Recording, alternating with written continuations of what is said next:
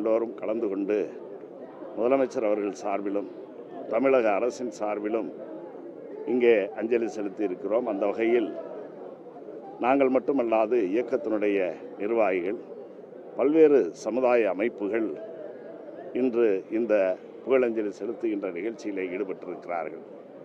இந்த நினைவு மண்டபத்திற்கு மிகப்பெரிய நீண்ட நெடிய வரலாறு உண்டு என்றால் அது மிகையாகாது.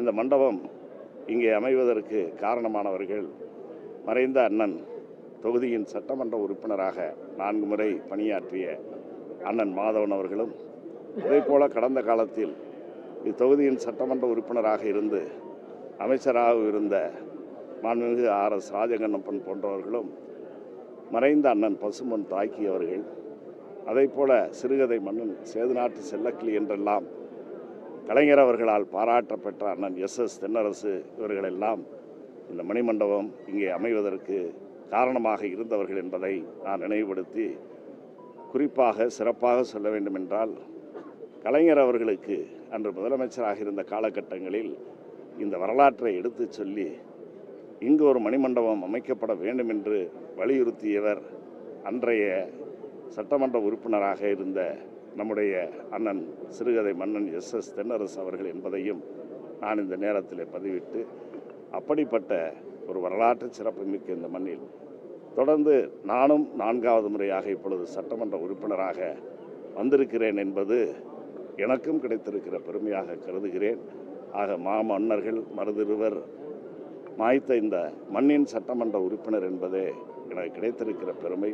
அத்தகைய பெருமையை எனக்கு தந்திருக்கின்ற மாண்புமிகு மறைந்த முத்தமிழறிஞர் கலைஞர் அவர்களுக்கும், அதே போல நம்முடைய அன்பு தலைவர் தமிழ்நாட்டின் முதலமைச்சர் தளபதி அவர்களுக்கும் என்னுடைய நன்றியை தெரிவிப்பதோடு, சுதந்திர போராட்டத்திற்காக நமக்கெல்லாம் இன்றைக்கு நாம் சுதந்திர காற்றை சுவாசிக்கிறோம் என்றால், அந்த காற்றை வாங்கி தந்த தங்களுடைய உயிர்களை மூச்சுக்களை நமக்காக தியாகம் செய்து சென்றிட்ட வீர மருதிருவர்களை அவர்களுடைய புகழஞ்சலியை இந்த நேரத்திலே அனைவர் சார்பிலும் தெரிவித்து, அவர்கள் பெற்றுத்தந்த அந்த சுதந்திரத்தை ஒற்றுமையாக இருந்து பேணி பாதுகாத்து காப்பது அவர்களுக்கு நாம் செய்கின்ற நன்றி கடன். சந்திரவதி கோட்டை 13 கோடி ரூபாய் அளவில் மாண்புமிகு முதலமைச்சர் அவர்களுடைய உத்தரவில் பணிகள் சிறப்பாக நடைபெற்று வருகிறது. அதுவும் ஒரு வரலாற்று சிறப்புமிக்க இடம்தான்.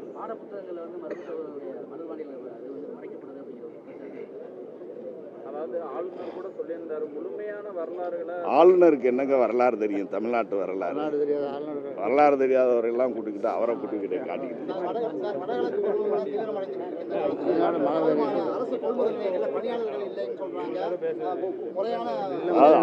அந்த தேவைகள் குறைகளை எல்லாம் நிவர்த்தி செய்வதற்கு முதலமைச்சர் அவர்கள் அனைத்து அமைச்சர்களுக்கும், சட்டமன்ற நாடாளுமன்ற உறுப்பினர்களுக்கு, மாவட்ட ஆட்சியர்களுக்கு அவர்கள் எல்லா வகையான வழிகாட்டுகளையும் தந்திருக்கிறார்கள். அந்த மாதிரி குறைகள் நிவர்த்தி செய்யும்.